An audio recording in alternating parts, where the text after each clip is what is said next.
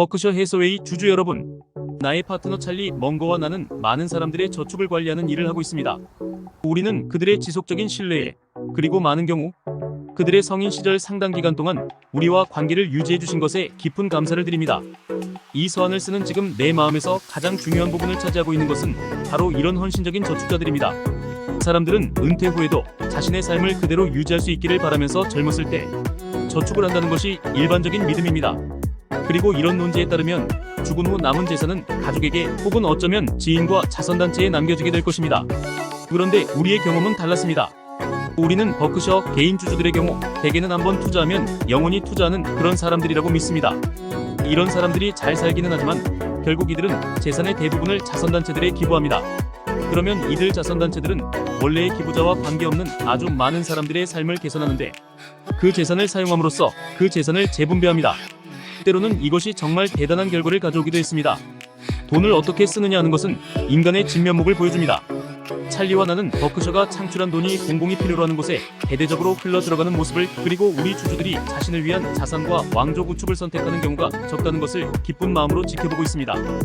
이런 우리 주주들을 위해 일하는 것을 즐거워하지 않을 사람이 어디에 있겠습니까? 1.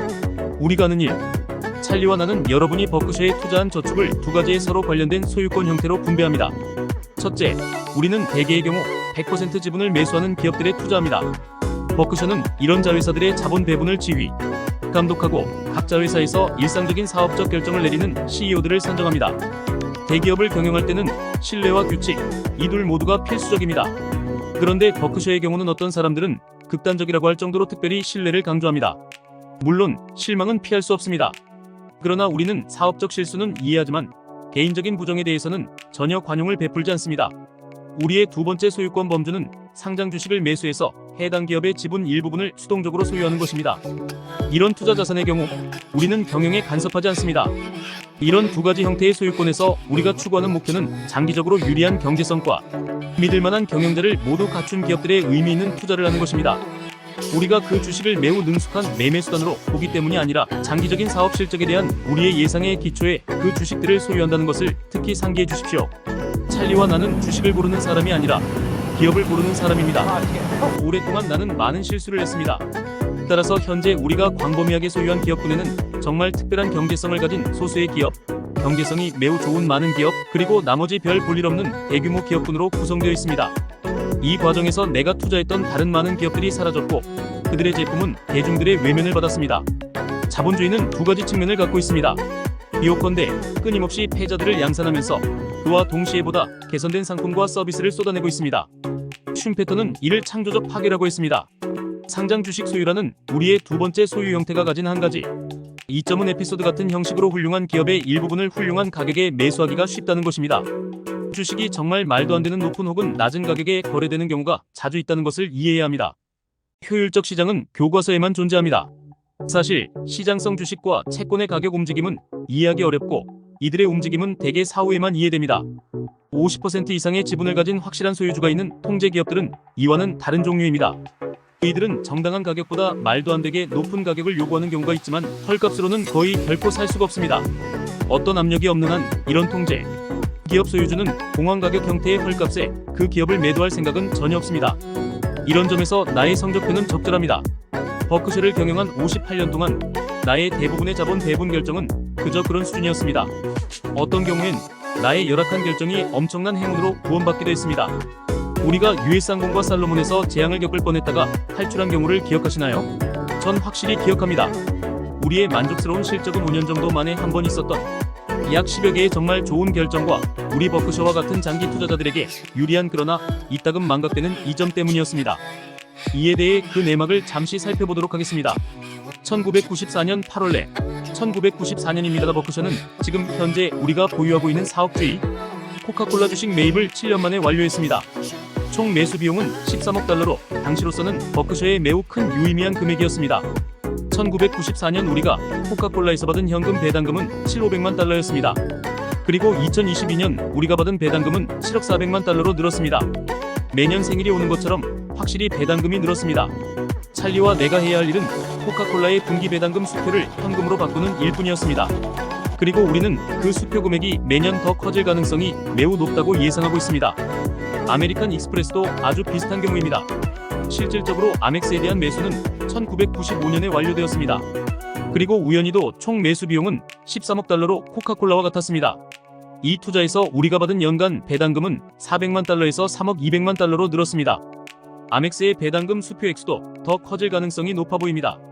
이런 배당금 수익은 즐거운 일이긴 하지만 아주 대단한 것은 결코 아닙니다. 그러나 배당금 수익은 중요한 주가 수익을 동반합니다. 지난 연말 기준 우리가 보유한 코카콜라 자산의 가치는 250억 달러이고 아멕스 자산의 가치는 220억 달러입니다. 현재 버크셔의 순자산에서 이 두 자산이 차지하는 비중은 올해 전과 비슷한 약 5%입니다. 잠시 내가 1990년대에 비슷한 규모의 투자 실수를 했다고 요컨대 아무것도 나아진 게 없이 2022년에 그냥 13억 달러를 보유하고 있다고 해보죠. 30년 만기 우량 채권을 보유하는 것이 그 예가 되겠죠. 이 실망스러운 투자는 현재 버크셔의 순자산의 고작 0.3%만 차지하게 될 것이고 우리에게 연 8억만 달러 정도의 고정 수입만 제공하고 있을 것입니다. 여기서 투자자들에게 교훈은 꽃이 필 때 잡초는 시들어버린다는 것입니다. 장기적으로 경이로운 일을 해내는 데 필요한 것은 소수의 승자입니다. 그리고 물론 일찍 시작해서 90세까지 사는 것도 도움이 됩니다. 2022년 사업 개관 2022년 버크셔는 좋은 한 해를 보냈습니다. 버크셔의 조정 영업이익 일반회계 기준 JAP를 사용해 계산한 이익에서 주식 보유로 인한 자본 수익이나 손실을 제외한 우리의 조정 이익은 308억 달러를 기록했습니다. 찰리와 나는 이렇게 조정한 영업이익 수치에 초점을 맞춥니다. 여러분도 그러기를 바랍니다. 이런 조정이 없는 일반회계 기준 수치는 실적 보고일마다 크게 변합니다. 2022년 결코 특별할 것 없는 그 널뛰기 같은 일반회계 기준 이익의 변화를 한번 보지요. 분기별로 볼 때 심지어는 연간으로 봐도 일반회계 기준 이익은 100% 잘못된 것입니다. 분명 지난 수십 년 동안 자본 수익은 버크셔에 매우 중요했으며 우리는 향후 수십 년 동안에도 상당한 자본 수익을 올릴 것으로 예상하고 있습니다. 그러나 미디어에 의해 주기적으로 그리고 분별 없이 보도되는 분기별 일반회계 기준 이익의 변동은 투자자들에게 완전히 잘못된 정보를 제공하고 있습니다. 2022년 버크셔의 두 번째 긍정적인 점은 조 브랜든이 이끄는 손해보험사 엘러게이니를 인수한 것입니다. 나는 과거 조와 함께 일한 적이 있으며 그는 버크셔와 보험업 모두를 잘 이해하는 사람입니다. 엘러게이니는 우리에게 특별한 가치를 제공하게 될 것입니다. 버크셔의 독보적인 자금력을 통해 우리의 보험자 회사들은 사실상 다른 모든 경쟁자들은 추구할 수 없는 가치 있고 장기적인 투자 전략을 추구할 수 있기 때문입니다. 엘러게인이 인수로 2022년 우리의 보험 플로트 자금은 1,470억 달러에서 1,640억 달러로 증가했습니다. 규율 있게 보험 인수를 하면 장기적으로 이런 자금은 무비용 자금이 될 가능성이 높습니다. 1967년 처음 손해보험사를 인수한 후 이런 플로트 자금은 우리의 재무제표에 인식되지는 않았지만 버크셔의 특별한 자산이었습니다. 신규 주주들은 A-1페이지에 매년 업데이트되는 설명을 읽으면 이 플로트 자금의 가치를 이해할 수 있을 것입니다. 2022년 우리의 중요한 투자 자산인 애플과 아멕스에서 있었던 자사주 매입뿐 아니라 버크셔의 자사주 매입으로 버크셔의 주당 내재 가치가 아주 조금 상승했습니다. 버크셔는 유통주식의 1.2%를 자사주 매입함으로써 우리가 보유한 기업군에 대한 주주 여러분의 지분을 직접 늘려주었습니다. 그리고 애플과 아멕스의 자사주 매입은 우리의 추가 비용, 투자 없이 이 두 기업에 대한 버크셔의 지분을 조금 더 늘려주었습니다. 이와 관련된 수학은 복잡하지 않습니다. 주식수가 감소하면 우리가 보유한 많은 기업에 대한 주주 여러분의 지분은 증가합니다. 가치 부가적인 가격에 자사주 매입이 이루어지면 적은 규모라도 모든 자사주 매입은 도움이 됩니다. 마찬가지로 기업이 자사주 매입에 과도한 가격을 지불하면 계속 주주들은 손실을 보게 됩니다. 이 경우 이익은 매도 주주들과 어리석은 매수를 추천한 해당 기업의 우호적이지만 고비용의 투자은행가들에게만 흘러들어갑니다. 강조해야 할 것은 가치 부가적인 자사주 매입에 따른 이익은 모든 측면에서 모든 주주들에게 이득이 된다는 것입니다. 예컨대 한 지역 자동차 대리점에 3명의 완전한 정보를 가진 주주가 있고 이들 중 1명이 그 사업을 경영한다고 상상해 보십시오. 그리고 나머지 수동적인 주주 중 1명이 자신의 지분을 다른 두 계속 주주들에게 매력적인 가격에 그 회사에 다시 매각하길 원한다고 상상해 보십시오. 이 거래가 이루어졌을 때 이 거래로 피해를 입은 사람이 있나요? 경영자가 수동적인 계속 주주들보다 어떤 식으로든 더 이익인가요? 대중이 손해를 입었나요? 모든 자사주 매입이 주주들이나 국가에 해롭다거나 혹은 CEO들에게 특히 이익이라는 말을 듣고 있다면 그것은 경제적 문외한이나 언변이 좋은 선동가의 둘은 상호 배타적이지 않습니다의 말을 듣고 있는 것입니다. 버크셔의 2022년 사업에 대한 거의 대부분의 자세한 내용은 K-33 K-66페이지에 소개했습니다. 찰리와 나는 여러 버크셔 주주들과 함께 그 부분에 소개된 많은 사실과 수치들을 자세히 살펴보는 것을 즐깁니다. 그러나 이 부분을 꼭 읽어야 하는 것은 아닙니다. 버크셔의 많은 백만장자와 그리고 억만장자 주주들은 우리의 재무, 수치들을 그렇게 자세히 살펴보지 않습니다. 이들은 그저 찰리와 맥가우리 가족과 가까운 친구들과 함께 버크셔에 매우 상당한 투자를 계속 유지하고 있다는 것을 알고 있고, 우리가 그들의 돈을 우리 돈처럼 다루고 있다는 것을 믿고 있을 뿐입니다. 그리고 바로 그런 것이 우리가 할 수 있는 약속입니다. 마지막으로 중요한 경고가 하나 있습니다. 우리가 선호하는 사업 이익조차도 원한다면 경영자들에 의해 쉽게 조작될 수 있다는 것입니다. CEO, 이사, 그리고 그들의 고문들은 이런 조작을 세련된 기법이라고 생각하는 경우가 종종 있습니다. 기자와 애널리스트들도 그런 조작이 있다는 것을 인정하고 있습니다.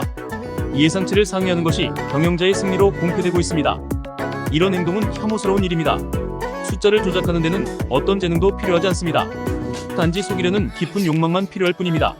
한 CEO가 내게 그의 속임수를 묘사할 때 사용한 이른바 대담한 상상력을 발휘한 회계는 자본주의의 수치 중 하나가 되었습니다.